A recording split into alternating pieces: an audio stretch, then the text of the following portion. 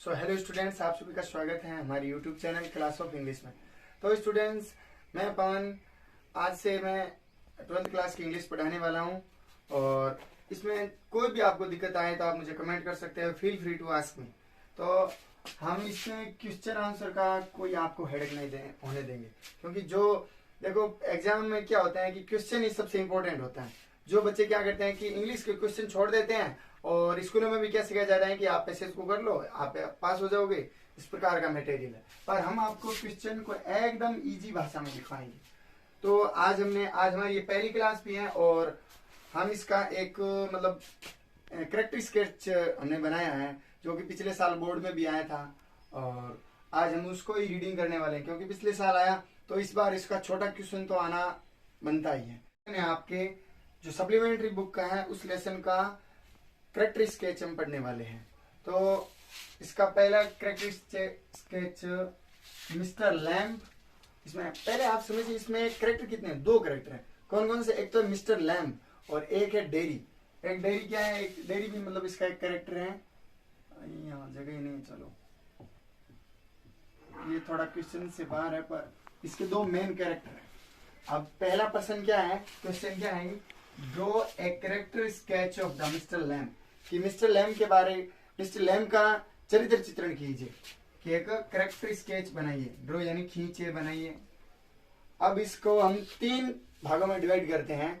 सो पहला भाग है इसका पॉजिटिव एटीट्यूड, यानी कि इसका अर्थ हो गया सकारात्मक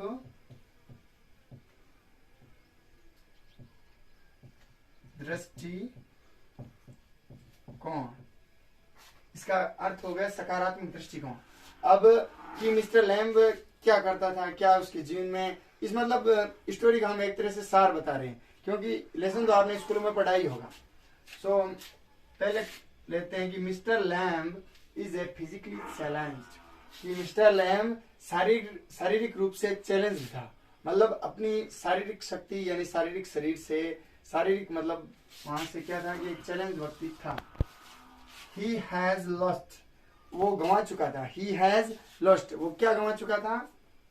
One of his legs, one of his, यानी कि वह अपनी एक टांग गंवा चुका था। और किस में गंवा चुका था? Legs in a blast।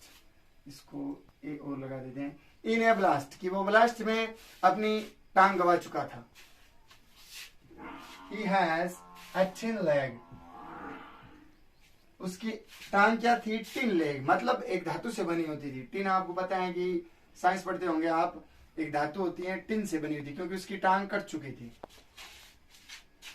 Despite this disability, और वो डिसअपॉइंट हो गया था। अगली लाइन है हमारी डिसअपॉइंट दिस डिसेबिलिटी, कि असक्षमता के बावजूद। डिसअपॉइंट का अर्थ क्या होता है? सॉरी, डिसेबिलिटी का असक्षमता, असक्षमता के बावजूद। बच्चों आपको पता ही होगा कि हिंदी इंग्लिश है ना, हमेशा एक पीछे पैटर्न से चलती हैं। कि अगली लाइन हमारी disappoint this disability. Disappoint this disability का अर्थ होता है असक्षमता, यानी कि असक्षमता के, और डिसअपॉइंट का क्या होता है? बावजूद अर्थ होता है।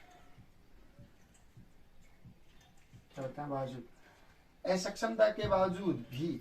अब कई बच्चे सोच रहे होंगे कि सर असक्षमता बाद में आया, पहले बावजूद आया, तो बेटा इंग्लिश है ना, यही तो इंग्लिश है। कि इंग्लिश हिंदी चलती है हमारी, कैसे हिंदी चलती है? इस प्रकार, मतलब कहाँ बताऊँ जगह, हिंदी चलती है इस प्रकार और इंग्लिश क्या करती है? बैक आती है। यही तो फर्क है। थोड़ा बहुत ग्रामर का रहता है, थोड़ा बहुत ये रहता है। चलो इनकी बातों को छोड़ते हैं, हम आगे चलते हैं। कि डिस्पाइट दिस डिसेबिलिटी, असक्षमता के बावजूद भी,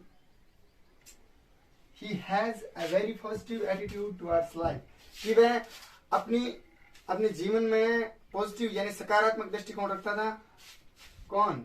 mister lamb. he has a very positive attitude, यानी कि सकारात्मक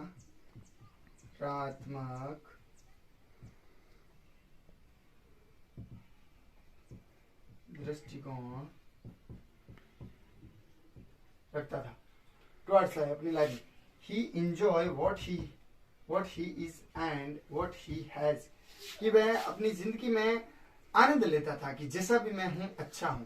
वो कभी भी जिंदगी में निराश नहीं होता था। He does not seem to give a thought to dark side of love। कि वह जिंदगी में कि he does not seem, वह कभी भी इस प्रकार का प्रतीत नहीं होने देता था। To give नहीं होने देता था। To give a thought of to dark side of life। अपनी जिंदगी में कभी एक तरह से अपनी जिंदगी को काली मतलब नहीं मानता था। मतलब इसमें काली नहीं कहेंगे, जैसे बच्चे इसका क्या कहेंगे कि डार्क का अर्थ क्या होता है, वैसे अर्थ देखे तो इसका अर्थ होता है अंधेरा, और साइड का क्या होता है तरफ। ये तो आपको पता होगा, आप 12th क्लास में पढ़ रहे हो। वैसे इसका अर्थ होता है अंधेरा तरफ, पर इस सेंटेंस के अकॉर्डिंग इसका अर्थ चेंज हो गया है। इसका अर्थ हो गया है शाही पक्ष। अब हम इसको थोड़ी ऐसे थोड़ी पढ़ेंगे, इसको हम पढ़ेंगे शाह पक्ष। सॉरी, शाही तो वो हो जाती है, शाह पक्ष।